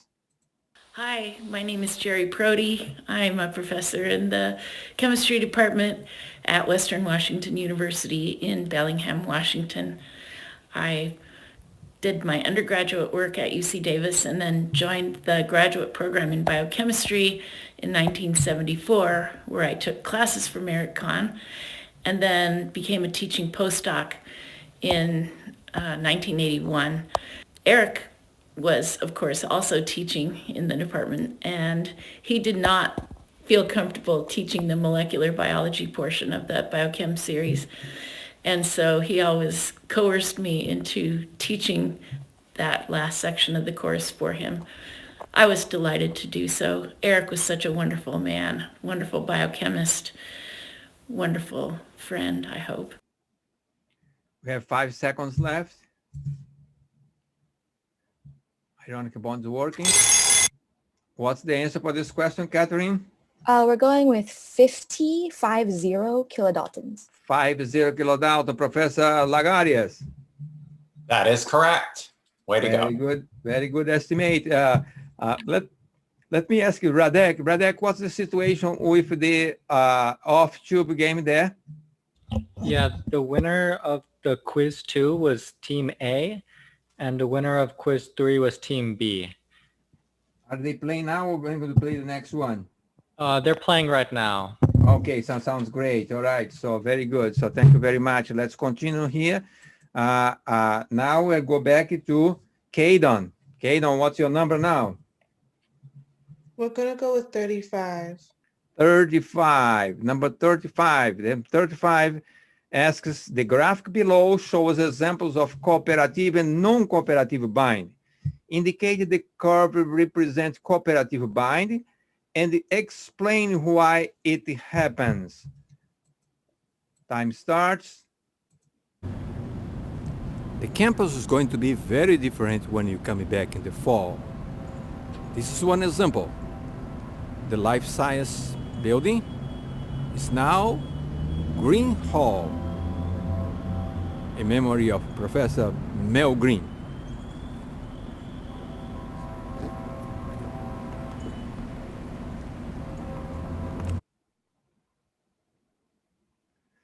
Third seconds. Students are working on a graph that has cooperative and non-cooperative bind. And they are being asked what to explain the difference and why it happens there. 15 seconds.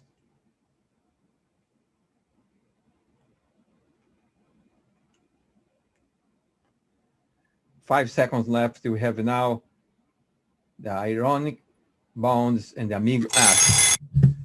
Kaden, what's the answer for this question? So we said it's the green curve, and we said it's because the binding affinity is associated with the protein concentration.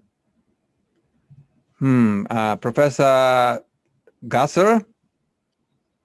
Well, the binding efficiency, unfortunately, is not associated with the protein concentration. It's associated with the ligand concentration. And we need more mechanistic explanation that binding of one ligand facilitates binding of additional ligands, or alternatively, release of a ligand facilitates release of other ligands. So the cooperativity was not explained. I'd say that's an incorrect answer. All right, so it looks like someone of the team missed the last lecture that was about exactly the same topic here. All right, let's go back to ironic bonds. Catherine, what's your number now? We'd like 29, please. 29. Where is 29? Here, 29. This question coming from our own Professor James Leal, is assistant professor in the Department of MCB College of Biological Science. What equation, named for the American and Danish scientists that first derived it, allows a biochemist to estimate the pH of a buffer solution given the amount of acid and base added? So that's the question from James Leal. Let's count the time now. Time starts.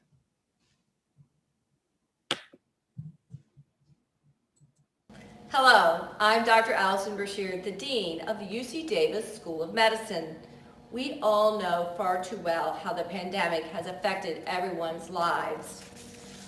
There is hope. The research with the Pfizer and Moderna vaccines that have been authorized under emergency use by the FDA are safe and highly effective. I'm proud to say that the UC Davis researchers were part of the Pfizer clinical trial, and we continue to be involved in vaccine research. The best way to fight COVID-19 is to get everyone vaccinated. But in the meantime, we really want everyone to socially distance, wash your hands, and of course, mask up. I'm wishing you all the best in health and in your studies. Thank you very much. So time is up. What's the answer for this question, Catherine? The Henderson-Hasselbalch equation. Henderson-Hasselbalch equation, Professor Lagarius. Of course, you just take the negative log of the equilibrium constant and you get the Henderson-Hasselbalch equation.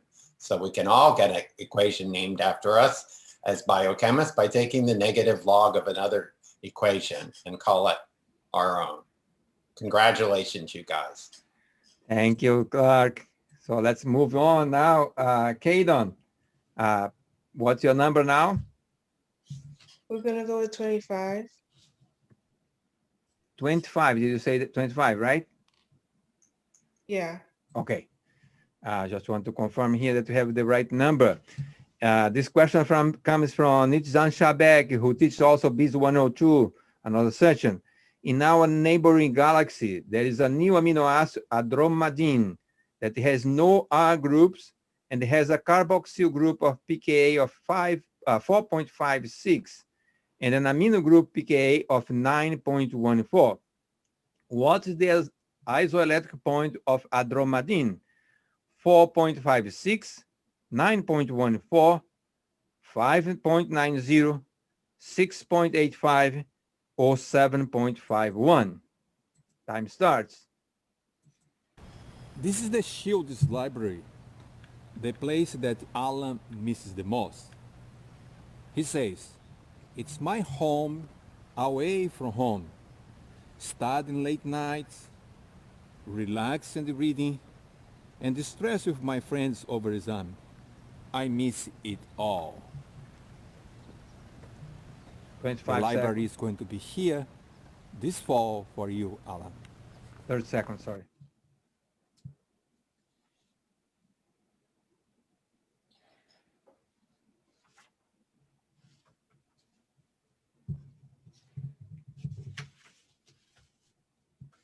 15 seconds.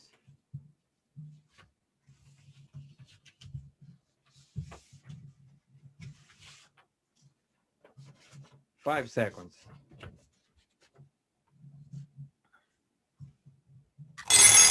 All right, what's the answer for this question? We say that it's D, 6.85. D 6.85, Professor Lagarius. D is correct. Way to go. All right, so Nitsan also is happy with your answers. That's very good. So next, move back to Catherine. We're gonna go with 26. 26. Katarina picks up number 26. 26 says the 3D structure of an anti-sigma factor antagonist, which is in the protein data bank, is entry 4QTP, comes from Mycobacterium paratuberculosis. This was elucidated by David Drano, UC Davis alumnus, and his colleagues at the Seattle Structural Genome Center for Infectious Diseases. Examine the structure and name 2 types of secondary structures observed in this protein. Time starts.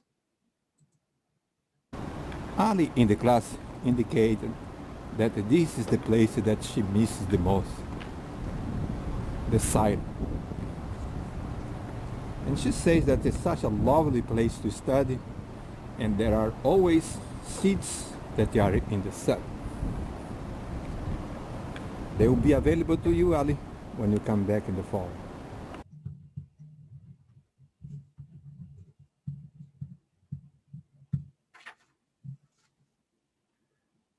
$25 seconds left.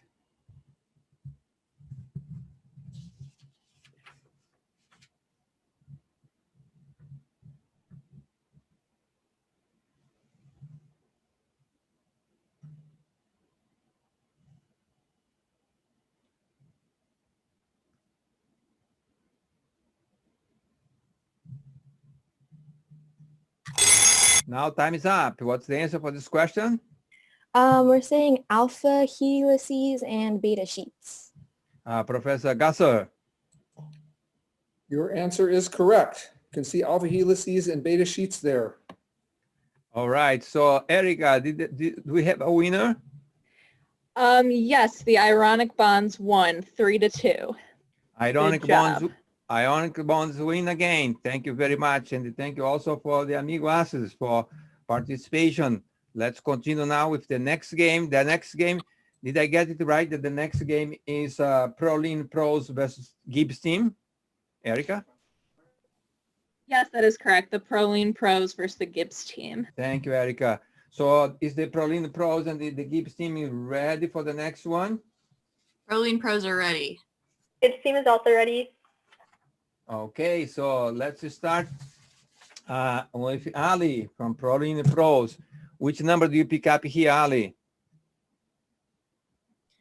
We will take question number 27, please. Number 27.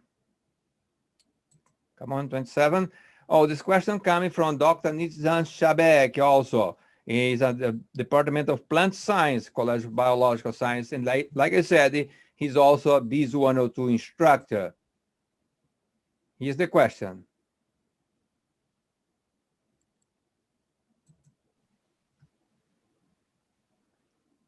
What is the secondary structure that is highlighted here in red? Choose the best answer. A, coiled coil. B, alpha helix. C, parallel beta sheet. D, beta turn. E, anti-parallel beta sheet. F, beta strand. Time starts. This is Rock Hall, preferred place of a student in our class who prefer not to be identified. They say that they think that feeling of all students collectively suffering together is funny and comforting.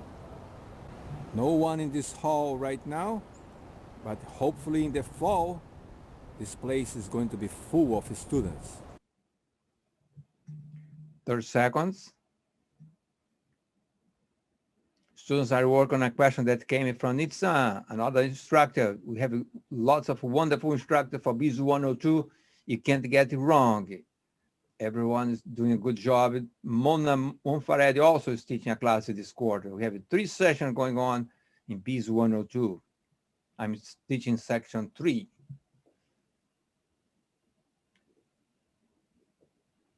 Time's up. What's the answer for this question, Ali? Our answer is E as in glutamic acid. E as in glutamic acid. Professor Gasser? Very good and very good one-letter code interpretation. Wonderful. So let's move on. Let's continue now. And let's go back to Natalie now, right?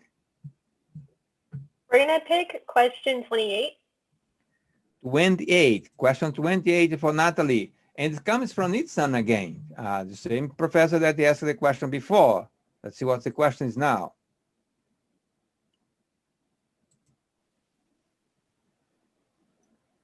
What is the catalytic triad highlighted here in papain protease crystal structure? Choose the best answer.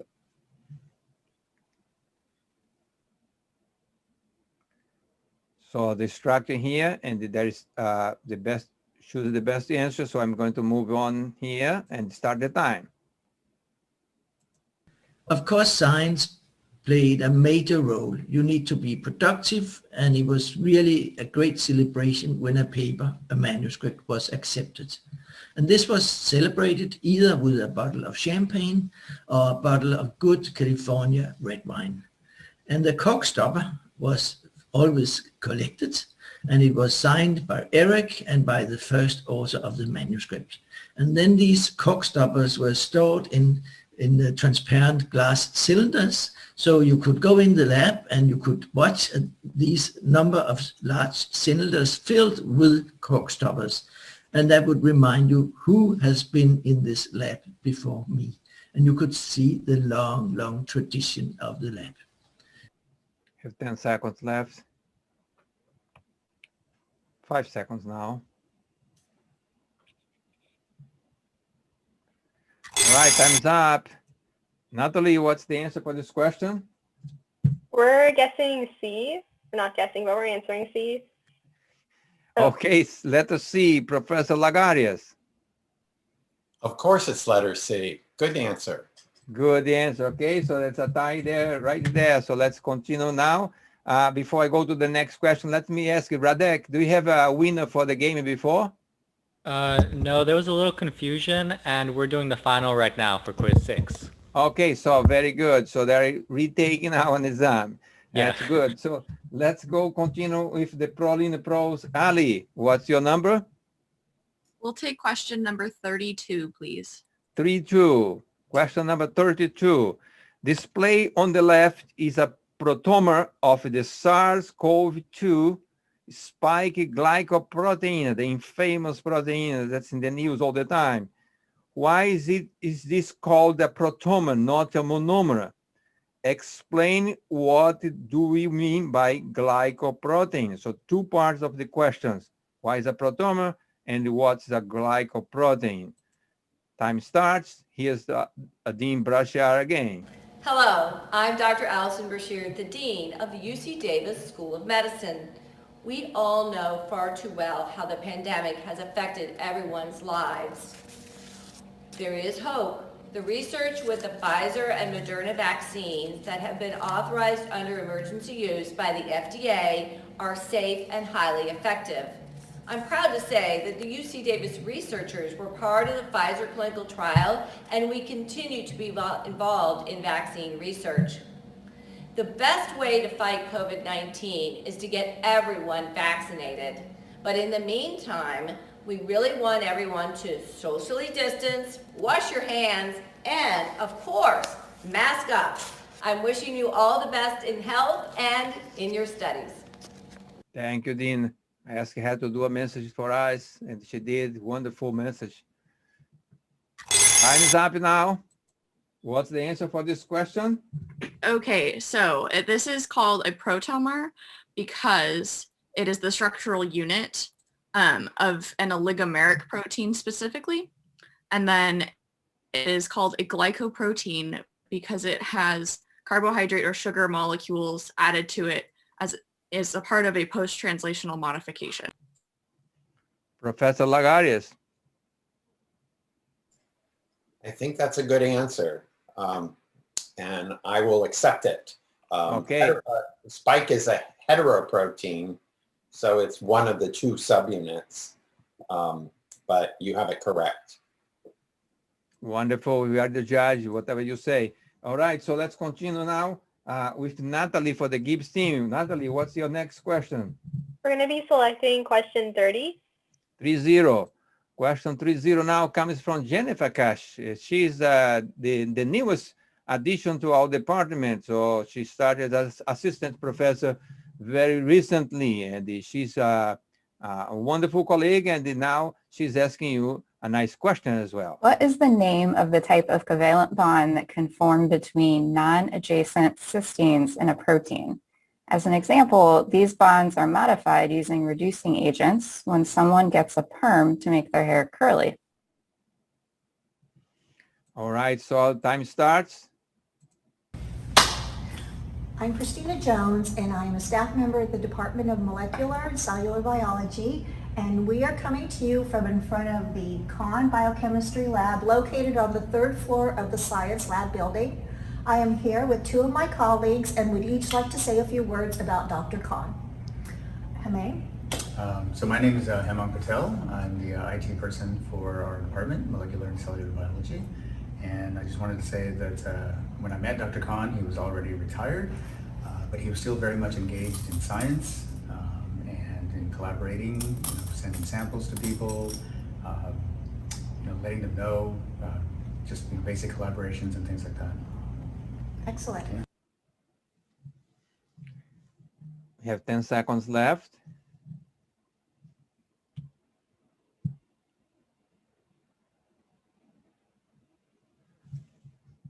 Time's up.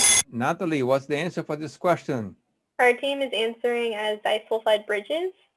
Disulfide bridge, Professor Gasser. Disulfide bridge, disulfide bond. They're synonymous terms. Your answer is correct. All right, so another point for the Gibbs team. Now, Ali,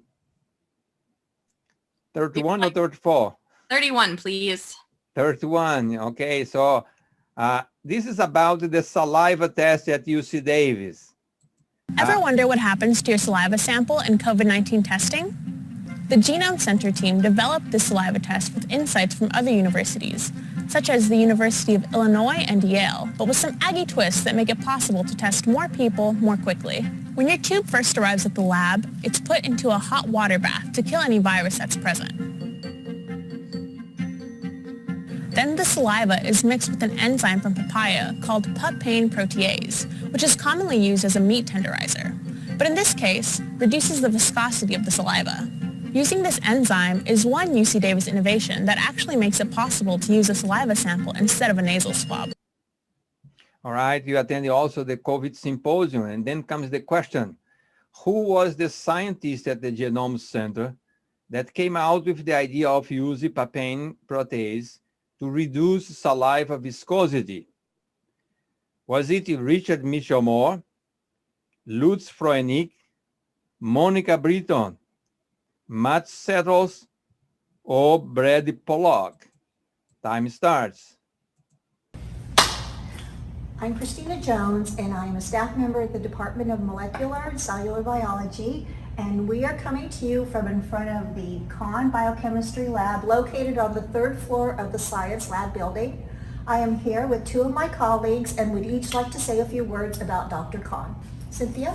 Great. I'm Cynthia Anderson. I work in the business office, and I've known Dr. Conn now for almost 22 years.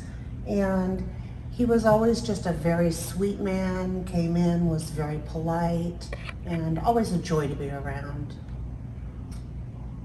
He was great. Always took the time to talk to you, ask you how you are, not only about work, but also at home. He was just always a pleasure to work with. Thank you. All right, 5 seconds left. The MCB officer there represent the staff. What's the answer for this question? We're going Ali. to answer A. A, Richard Mitchell Moore. Clark. Oh, I am so sorry. I mean, Richard is the head of the Genome Center, but it was one of his colleagues, Lutz Frönicke. Yeah, that's right. And he told that at the meeting, he reported that. All right, so let's continue now. Natalie, I'm going to pick up for you, number 34, okay? Sounds good. All right, so question number 34. 3 histidine residues are highlighted in the extract of bovine pancreatic RNase, 1FS3, the PDB code. Which of these residues has more deprotonated histidine HPH7?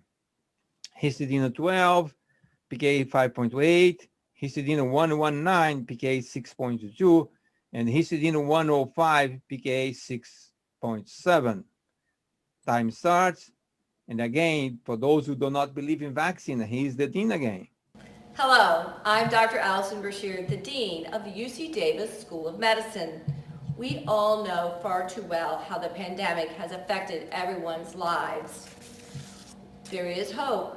The research with the Pfizer and Moderna vaccines that have been authorized under emergency use by the FDA are safe and highly effective.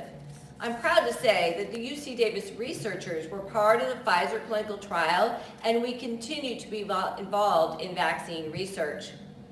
The best way to fight COVID-19 is to get everyone vaccinated.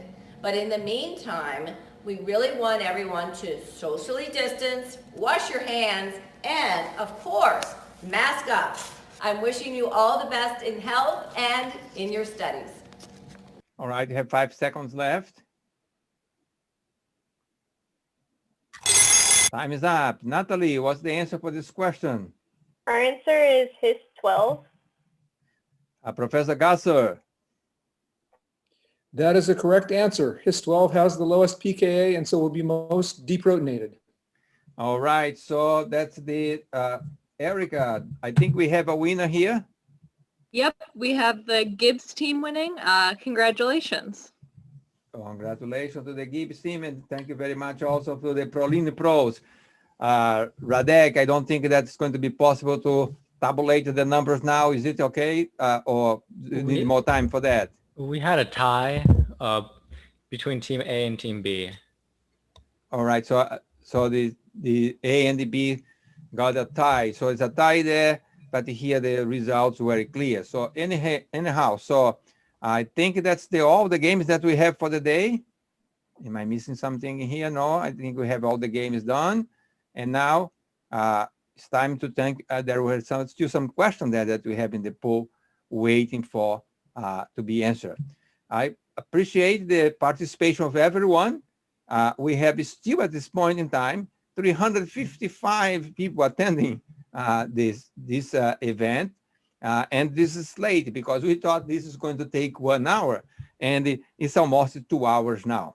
First of all, I'd like to thank all the students who played and those who attended. Students who are brave enough. I don't think if I was at my time as an undergraduate student that I would be brave enough to take a quiz like this. And when I offered this opportunity, students were right there, and they did a marvelous job today.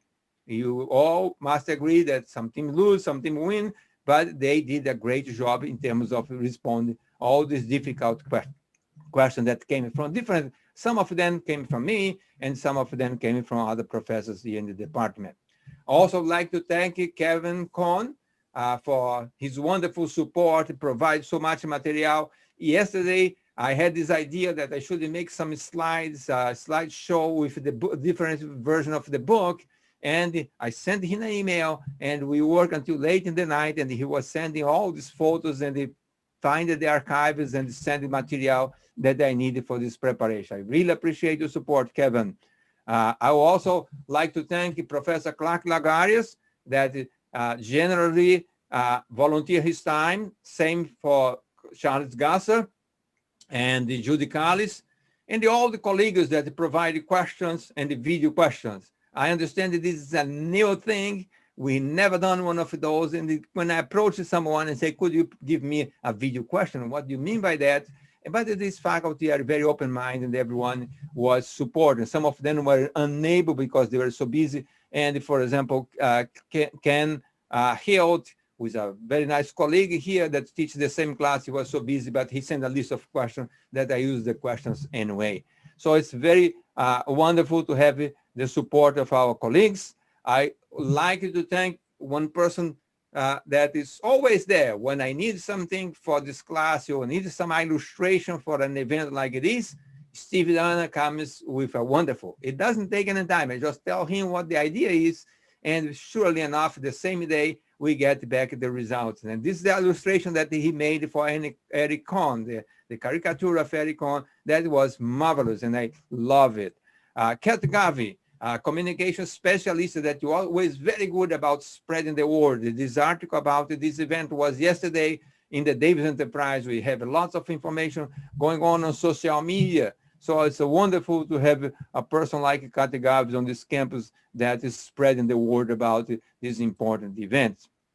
Heman Patel is IT specialist. We had lots of questions on how to make a clock that works as a timer here. Everything here was new, so we have to work and get permission from the IT on campus to be able to download the things that are not possible in a normal time. So we have the support, and always, Heman is amazing. Any time of the day that you send him some problem, he'll be there to help you.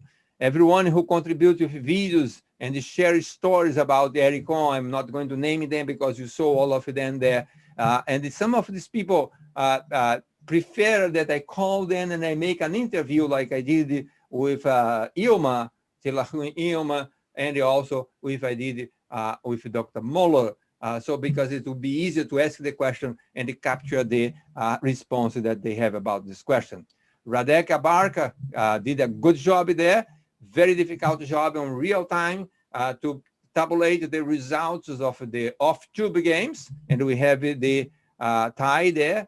It's fine. And Erica Littman, who is a lab member here. And the last minute, I asked Erica if she could help us with the score keeping. I would like to thank everyone, the audience in particular, and send a message for everyone to stay safe. Thank you very much and good night. Anybody who's still there, let's thank Walter for taking his nights and weekends to do this wonderful addition to our social distance period. Thank you, Shaq. Thank you, Shaq, and thank you, everyone. Have a good night and enjoy the rest of the week. Bye-bye now.